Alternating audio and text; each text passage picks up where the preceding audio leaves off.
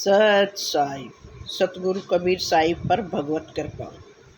सतगुरु कबीर साहिब जीवों पर महती कृपा रखते थे। वे जीव जगत को सुखी देखने के लिए सदैव ही चिंता में रहते थे कि ऐसा कुछ क्या करें जिससे सभी सुखी हो जाएं। वे उनके अंतर आत्मा की आवाज़ थी, क्योंकि उनका अवतरण ही विश्व कल्याण के लिए हुआ था। अपनी शुद्ध बुद्ध न रखकर वे हमेशा दूसरों के बारे में ही सोचते रहते थे। स्वामी रामानंद जी के साथ घटी घटना के बाद कबीर जिस रास्ते से गुजरते लोग उन पर उंगली उठाने से नहीं चूकते थे। उन उंगली उठाने वालों में ज़्यादातर काशी के मौलवी और ब्राह्मण पंडित ही होते थे। उन लोगों के अंदर जाति और धर्म की विष बेल बुरी तरह से फैली हुई थी। कबीर साहब उन लोगों की परवाह किए बिना अपने नित्य क्रम में लगे रहते थे। पहले पिता के साथ घरेलू व्यवसाय में हाथ बटाते थे, फिर बुना हुआ कपड़ा लेकर बाजार बेचने जाते थे और बाद में समय निकालकर संत सेवा करते थे। कबीर साहिब कहते थे, जाको राखे साइया, मार सके ना कोई, बाल ना बाका कर सके जो जग वैरी होए। इसलिए वे निर्भीकता और निडरता से अपने कामों में लगे रहते थे और इसी प्रकार के दिनचर्या में उनके जीवन के 18 साल बीत गए थे। अब समाज में रहकर समाज के लिए कुछ करने की बेचैनी उनको सताने लगी। एक दिन वे तैयार माल बेचने के लिए बाजार गए हुए थे। आधा माल बिक चुका था और बचे हुए आधे माल को बेचने की जुगत में लगे हुए थे। घर भी जल्दी जाना था, क्योंकि घर में आटा दाल कुछ नहीं बचा था, इसलिए राशन भी खरीदना था। तभी भगवान परीक्षार्थ एक दिन दीन भिखारी ब्राह्मण का वेश बनाकर उनके सामने आ गए और बहुत ही कातरवाणी में कहा, बेटे मुझे जोरों से भूख सता रही है। 3 दिन हो गए, अन्न का एक दाना भी उदर में नहीं गया है। तन को सुचारू रूप से ढकने के लिए मेरे पास कपड़े भी नहीं हैं। ब्राह्मण की दीनहीन दशा देखकर कबीर साहिब ने उन्हें कुछ द्रव्य और वस्त्र दे दिए, मगर याचक को इतने मात्र से संतुष्टि नहीं हुई। तब कबीर साहिब ने पास बचा हुआ द्रव्य और वस्त्र भी दे दिया। कबीर साहिब की उदारता और करुणा देखकर परमात्मा मुस्कुराए और ढेर सारी दुआएं देकर चले गए। भिखारी ब्राह्मण को सब कुछ देने के बाद कबीर साहिब को घर का ख्याल आया कि घर में तो राशन भी नहीं है और हाथ में भी कुछ नहीं रहा। उधार मांगने की आदत भी नहीं थी। अब क्या करे। इसी उधेड़ बुन में वे गंगा के किनारे एकांत स्थान पर पहुंचकर परमात्मा के ध्यान में लीन हो गई। वहीं पर उनको शाम हो गई। दूसरी तरफ माता नीमा घर के दरवाजे पर खड़ी कबीर साहिब के बाजार से लौटने की बाट जो रही थी, ताकि रात्रि का खाना बनाया जा सके। इंतजार करते उनको बहुत देर हो गई। न तो कबीर साहिब ही आए और न ही राशन का सामान आया।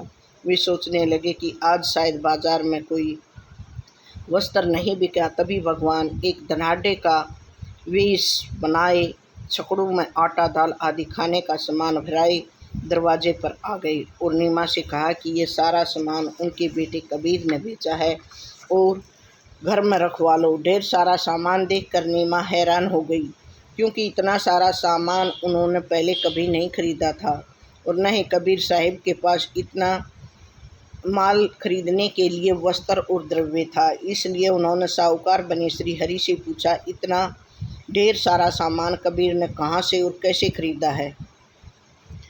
उसके पास तो इतना सामान खरीदने के लिए द्रव्य भी नहीं था। वे सामान के साथ में क्यों नहीं आए? ये कहकर सामान लेने से इनकार कर दिया। इस पर साहूकार ने नीमा से कहा, कबीर ने इतना सामान क्यों और कहाँ से खरीदा है, साथ में क्यों नहीं आया? ये बात तो मैं नहीं जानता। मेरा जो काम था मैंने पूरा कर दिया। इतना कहकर वह सारा सामान दरवाजे पर रखवा कर वहाँ से चले गए। वक्त ज़्यादा बीत चुका था। कबीर साहिब घर वापस पहुंच गए। घर के दरवाजे पर रखे ढेर सारे सामान को देखकर माँ नीमा से पूछा कि ये सामान कौन दे गया? इस पर माता नीमा ने सरल स्वभाव से कह दिया कि वही साहूकार दे गया है जिसको तुमने भेजा था। नीमा की बात सुनकर कबीर साहिब समझ गए कि ये सब भगवान की कृपा है उन्होंने तो किसी को सामान देकर भेजा नहीं था। कबीर ने उस सारे सामान से भंडारा करने की योजना बना डाली ताकि गरीब लोगों का पेट भर सके।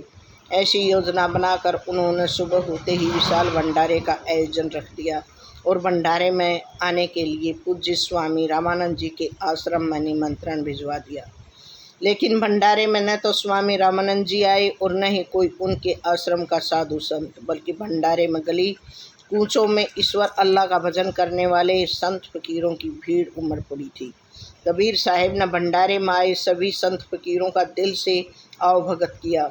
उनको खाना खिलाने के साथ साथ वस्त्र आदि भी दिए। इस भंडारे के माध्यम से कबीर साहिब जी की चर्चा काशी की गली गली में फैल गई। कबीर साहिब के संबंधी अर्थात नेहरू नीमा के कुटुंबी जन भी हैरान रह गए कि कबीर साहिब ने किसी की मदद के बिना अकेले ही इतने विशाल भंडारे का आयोजन कैसे संपन्न कर लिया। दूसरी तरफ कबीर साहिब से द्वेष भावना रखने वाले ब्राह्मण तथा मौलवी, जिनको भंडारे में आने का निमंत्रण नहीं दिया गया था, गुस्से से जल भुन गए। उन्होंने कबीर साहिब उनके द्वारा आयोजित किए गए विशाल भंडारे के बारे में उल्टी सीधी बातें करना शुरू कर दिया। ब्राह्मणों ने कहा, वो भंडारा नहीं होता जिसमें ब्राह्मण जाकर भोग नहीं लगाते। भंडारे के बहाने नीच जुलाए कबीर ने अपनी नीचता का परिचय दे दिया है। मौलवी और काजियों ने भी कहा कि कबीर ने खैरात और ज़कात की रिवायत के नाम पर खुदा की शान में गुस्ताखी की है, इसलिए उसकी गुस्ताखी की सज़ा हम सब मिलकर उसे देंगे। ब्राह्मणों और मौलवियों की वे बेसिर पैर की बातों को सुनकर काशी के आम लोग उन पर ही उंगली उठाते थे, साथ ही कबीर की दिल खोलकर प्रशंसा करते थे। परमात्मा भी यही चाहते थे कि कबीर की ख्याति बढ़े, लोग और दुनिया उनके बारे में जाने, इसलिए पहले याचक बनकर उनसे कुछ द्रव्य और कपड़े ले लिए, फिर बाद में साहूकार बनकर इतना अधिक दे दिया कि संपूर्ण काशी में कबीर के नाम का जयकारा गूंज उठा। कबीर साहिब परमात्मा की लेनी और देनी दोनों पर पूर्ण विश्वास रखते थे और कहा करते थे, कबीर दाता त्रिवर दया फल उपकारी जीवन पंखी चले दिशावरो विरसा सुफल फलंत। कबीर दीन गरीबी बंदगी साधुन सो आधीन, ताके संग में यो रहूं जो पानी संग मीन। कबीर क्या करिए क्या जोड़िए थोड़े जीवन काज, छाड़ी छाड़ी सब जात हैं देहे गेहे धनराज। सत ही में सत बाटाई रोटी में दो टूक, कह कबीर तादास को कबू न आवे चूक। कबीर हाड बढ़े हरि भजन कर, द्रव्य बढ़े कुछ दे, अकल बढ़े उपकार का जीवन का फल यह। सच साहिब सच।